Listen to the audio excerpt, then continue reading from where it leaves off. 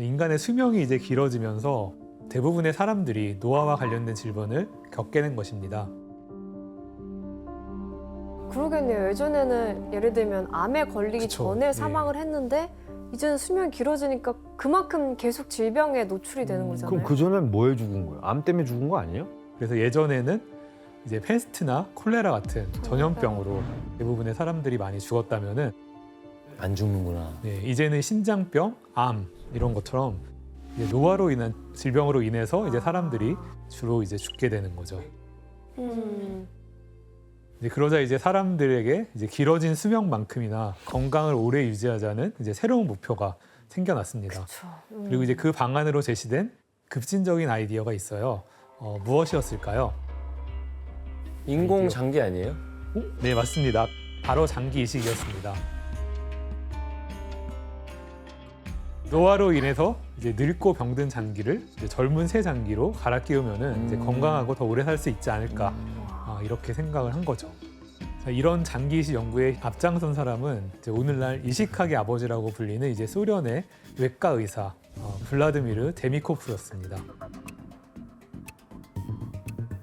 데미코프는 이제 인간의 장기 의식에 대한 가능성을 탐구하고자 1937년 이제 세계 최초로 인공 심장을 만들어보는 일을 했다고 합니다.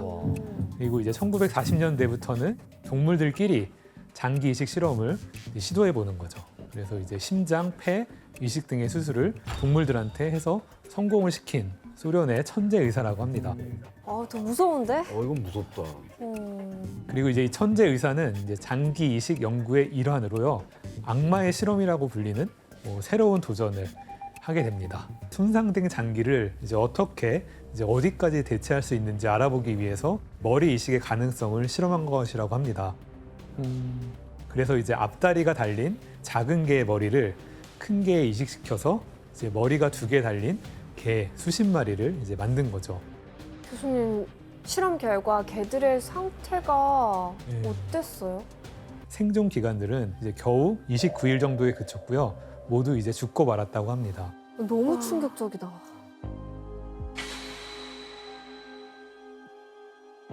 사실은 이 블라디미르 데미코프의 실험 자체가 우리가 지금 봐도 굉장히 좀 잔인하고 비윤리적이잖아요. 결과적으로 봤을 때는 이게 연장선으로 장기 이식의 발전을 도움이 준 것도 없지 않아 있긴 하지만 그럼에도 불구하고 이거는 너무 비윤리적이다. 그래서 굉장히 많은 비난을 받았습니다. 그랬을 것 같아. 진짜 끔찍해. 아유. 자, 그런데 이제 아이러니하게도 그 머리 이식 수술은 이후 이제 장기 이식을 할 때 이식 기술과 면역 억제 연구, 신경 연결의 한계를 이해하는 데 중요한 밑거름이 되기도 했다고 합니다. 네. 그런데 이제 지금 생각해도 이제 이런 끔찍한 그 머리 이식 수술은 미국에서도 이어지게 됩니다. 1970년 뇌 분야 전문가인 로버트 화이트 교수가 원숭이 머리를 이식하는 실험을 했다고 합니다. 근데 교수님, 예. 왜 하필 머리를 이식한 거예요? 그러게요. 보통 이식하면 저희는 뭐 심장 이식, 간 장기 이식 이런 걸 생각하는데요. 교황청의 생명윤리위원으로 일하기도 했던 이제 화이트 교수는 기독교적인 영생관에 따라서 영혼이 두뇌에 이제 자리를 잡고 있고 때문에 이제 두뇌를 영원하게 살게 하는 방법이 곧 영생이라고 생각을 했다고 합니다. 이런 수술들이 교수님 대체 왜 필요할까요? 네. 이런 수술들을 시도하는 이유가 이제 기본적으로 신체의 한계를 넘어설 수 있기 때문이라고 합니다. 만약 몸은 살아있지만 뇌가 죽은 뇌사 환자와 몸은 죽어가지만 정신이 멀쩡한 말기 암 환자가 있다고 생각을 해보면요. 두 사람 모두 온전히 생활을 할 수 없는 상황이잖아요. 건강한 뇌가 있는 암 환자의 머리와 뇌사 환자의 살아있는 몸을 하나로 결합하면 혹시 건강한 사람으로 만들 수 있지 않을까, 이런 아이디어인 것 같습니다. 네, 이런 가설은 아직은 가설이지만 젊은 뇌사 환자와 이제 노인의 머리를 바꾸어서 노인의 생명을 연장하여 뭐 영생을 가능하게 할다는 그런 기대를 가지고 있다고 해요. 교수님, 머리 이식 수술이 가능하다고 해도요. 그럼 그 머리를 어디서 구한다는 얘기예요? 네, 머리 이식 수술이라는 것은 이제 결국 한 사람을 살리기 위해서 이제 다른 사람을 죽일 수밖에 없기 때문에요. 그렇기 때문에 이제 머리를 구하는 게 어려운 건 둘째치고 이제 커다란 윤리적인 문제가 있는 것이죠. 근데 저게 이게 되면은 건강한 사람도 잡아서 할 거 아니야. 그러니까 이건 윤리적으로 허용될 수가 없겠네요. 네. 그래서 머리 이식 수술에 대한 가능성은 희소하다고 볼 수 있습니다. 그런데 이제 다른 장기 역시도 기증자를 구하는 일에 뭐 쉽지는 않죠,고요. 네. 그래서 장기 이식에 대한 새로운 도전이 이루어지는데요. 바로 장기 복제입니다.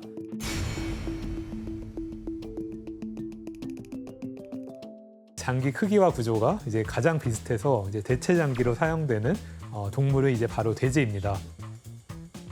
돼지는 또 다태동물이라서요. 장기의 대량 생산이 가능하고 또 임신 기간도 인간의 이제 3분의 1밖에 안 되기 때문에 인간에 비해서 빠르게 장기를 얻어낼 수 있다고 합니다. 게다가 이제 오래전부터 인간에게 식용으로 사용됐기 때문에 이제 장기 적출에 대한 윤리적인 논란도 약한 편입니다. 그렇구나. 그 돼지는 또 우리가 이미 먹고 있어서. 하지만 이제 문제는 좀 남아 있는데요. 인간과 돼지가 이제 종이 다르기 때문에 장기를 이식했을 경우에 네. 면역 거부 반응이 일어날 수밖에 없습니다. 그래서 이제 필요한 기술이 바로 이제 유전자 가위 기술입니다. 엑소쌤, 유전자 가위 어떤 기술이죠? 이제 유전자 가위 기술이 뭐냐면 우리 몸에 돌연변이가 생긴 DNA를 싹둑 잘라서 올바른 DNA를 넣어줄 수 있어요. 그럼 쉽게 생각하면 돼지도 우리 몸에 거부 반응을 일으키는 유전자가 있다면 그걸 잘라내고 사람 유전자를 넣을 수 있어요. 근데 이게 윤리적인 문제가 될 수 있는 게 뭐 스파이더맨을 만들 수도 있고 헐크를 만들 수 있고 그러니까 이게 다 금지가 됐지만 특정 유전 질환에 대해서만 이제 적용이 가능하게끔 하고 있고. 유전병들에 대해서. 스파이더맨의 오프닝 장면이잖아요. 맞아요. DNA가 막 그거 정확합니다. 네. 이야. 어떤 부분이 하나 딱 들어오는 거. 네.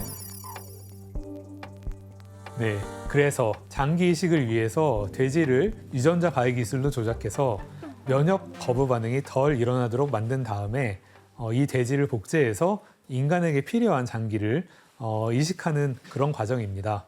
교수님, 그럼 이 유전자 가위는 실제로 가능한 기술인 거죠? 네, 이 방법으로 이제 돼지의 장기를 이식받은 사람도 있다고 합니다. 이미. 그래서 성공한 거예요? 예, 세계 최초로 돼지의 심장을 이식받은 데이빗 버넷은 수술 2달 뒤에는 결국 의학적인 문제로 숨지고 말았다고 해요. 그리고 리사는 이제 수술 3달 만에 숨지고 말았죠. 네, 그래서 이처럼 이제 돼지 장기 의식은 이제 성공한다면은 획기적인 방법이지만 이제 인체 적용 확대에 대해서는 아직 조금 더 지켜봐야 되는 단계라고 볼 수 있습니다. 아직 안 되는구나. 네. 그런데 최근에는 이제 돼지를 활용해서 새로운 방식으로 장기 복제법을 연구하고 있다고 합니다. 바로 돼지의 장기를 이제 그대로 사용하는 것이 아니라요. 돼지에게서 인간의 장기를 얻는 방법이에요. 자, 여러분들의 생각에는 이제 어떤 방법이 가능할 것 같습니까? 돼지에서 인간의 장기를 얻을 수가 있을까요? 돼지 몸에서 인간의 장기를 키워내요. 네네, 맞아요. 어떻게? 바로 돼지의 몸 안에서 이제 인간의 장기를 성장시키는 방법인데요. 돼지의 정자와 난자가 만나서 생긴 수정란에 유전자 가위 기술로 특정 장기 발달에 꼭 필요한 유전자를 제거를 하는 거죠. 그다음에 이제 그 수정란에 인간의 줄기세포를 주입하는 방식입니다. 줄기세포는 아시다시피 이렇게 어떤 장기나 조직으로도 변할 수 있는 세포잖아요. 그래서 이제 필요한 장기로 자랄 수가 있습니다. 이후 이 수정란은 이제 배아가 됩니다. 그리고 이 배아를 돼지에게 이식을 하면은 이 돼지 배아는 이 특정 장기만 사람 세포로 구성된 채로 대리모 돼지 몸 안에서 자라게 되는 거죠. 참 고마운 동물이네, 돼지는. 네, 이런 실험 과정을 거쳐가지고 이제 2023년 이제 중국의 광저우에서 돼지의 몸에서 이제 사람의 신장을 길러내는데 성공했다고 합니다. 네, 자, 사진은 한 25일에서 28일 정도 된 돼지의 배아입니다. 그리고 네모 부분이 바로 사람의 신장이라고 볼 수 있는 것이죠. 와. 이 신장의 한 50에서 60%가 인간 세포로 대부분 구성되어 있고요. 나머지 부분은 돼지 세포로 이루어져 있다고 합니다. 그럼 그 이종 면역 거부 반응이 확실히 덜 하겠네요. 네, 그래서 이제 돼지 체내에서는 이게 잘 자라, 면역의 거부 반응이 일어나지 않고 체내에서는 잘 자라고 있다고 합니다. 하지만 이제 이 방법은 이제 생명윤리에 어긋날 뿐더러 이제 인간과 동물의 경계가 모호해진다는 문제가 있어요. 그렇죠. 네.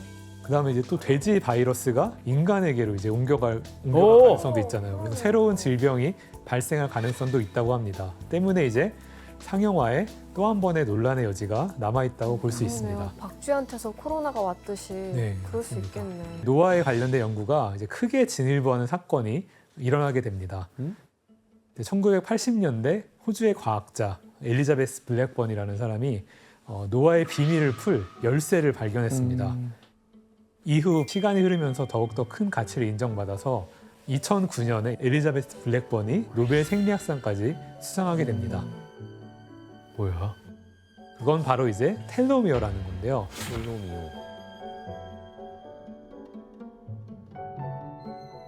자, 그림은 이제 인간의 염색체인데요. 양 끝단에서 이제 염색체를 보호하는 것처럼 보이는 그런 물질이 바로 텔로미어입니다. 자, 인간의 세포 하나에는 이런 텔로미어가 수십 개가 존재를 하고요. 세포가 성장하거나 재생할 때 텔로미어가 손상되면서 짧아지게 된다고 합니다. 자, 이 과정을 이제 여러 번 거치면서 텔로미어의 길이가 이제 많이 줄어들게 되면요. 염색체의 안전성이 붕괴가 돼서 세포는 더 이상 분열하지 못하고 이제 늙어서 죽게 되는 거죠. 자, 그럼 피부나 재생 세포들이 재생하지 못해서 이제 여기에 인간 역시 늙게 되는 거고요. 이 말은 곧 이제 텔로미어의 길이가 줄어들지 않고 보호할 수 있다면은 노화를 막을 수 있는 것은 아닌지 뭐 이런 생각을 하게 된 거죠. 엑소쌤, 이 세포는 몇 번까지 이게 뭐 분열이 가능합니까? 예전에 이 세포 생물학자들이 예상하기로는 무한히 분열할 줄 알았는데 네. 한 세포는 50에서 60번 분열하면 세포가 늙어버린다. 그래서 이런 헤이플릭 한계라는 용어도 있어요. 혹시 그러면 늙지 않으려면 이 텔로미어의 길이가 짧아지는 거를 어떻게든 막아야겠어요. 네, 규현 씨 예측이 정확합니다. 이제 그럼 그 방법을 화면으로 한번 살펴볼까요? 어떻게 안 짧게 만들 수 있지? 네.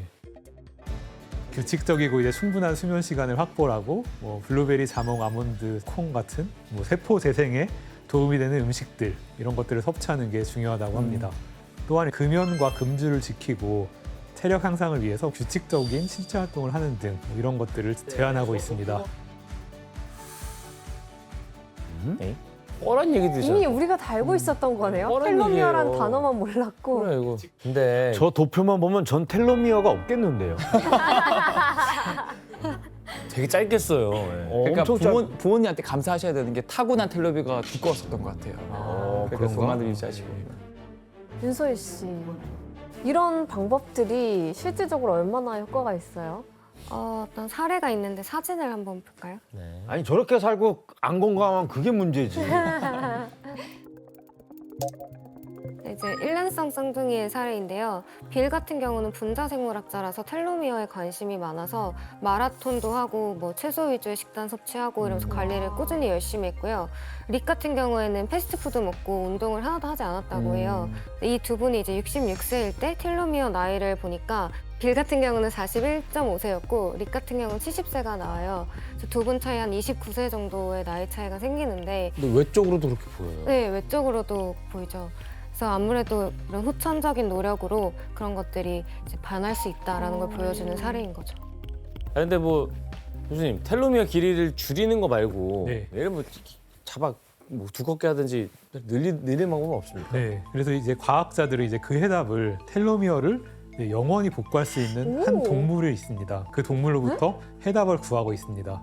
이제 무슨 동물일까요? 가재 아니에요? 가재. 네, 바닷가재 랍스터입니다. 가재가 어떻게 이거를 랍스터는 그러면 안 늙는다는 거예요? 네, 랍스터의 세포에는 텔로메레이즈라는 효소가 있는데요. 이 효소가 이 텔로미어를 복구시키는 역할을 합니다. 그래서 과학자들이 이제 텔로메레이즈 덕분에 랍스터가 텔로미어의 길이를 유지할 수 있고 생물학적으로 영생이 가능한 동물이라고 보고 있습니다. 야 랍스터 멸종되는 거 아니야? 보호 지정 동물 해가지고 못 먹게 다.